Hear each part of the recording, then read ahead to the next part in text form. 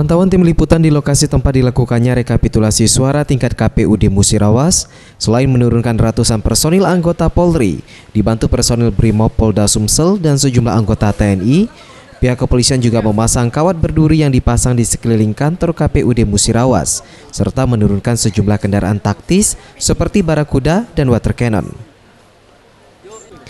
Personil dan kendaraan taktis tersebut ditempatkan di sekeliling gedung serbaguna kantor Kecamatan Muara Bliti, tempat di mana berlangsungnya pleno rekapitulasi tersebut. Para pendemo yang berasal dari pendukung pasangan nomor urut 1, Ratna Mahmud Amin, terus menyuarakan orasinya, mendesak pihak KPU dan Panwaslu untuk segera menetapkan hasil rekapitulasi.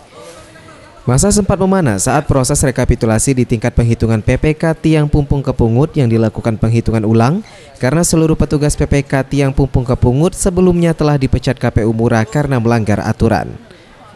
Sampai proses penghitungan rekapitulasi, jalan lintas Sumatera di Kecamatan Muara Bliti hingga kawasan Agropolitan dilakukan penutupan sementara oleh pihak kepolisian.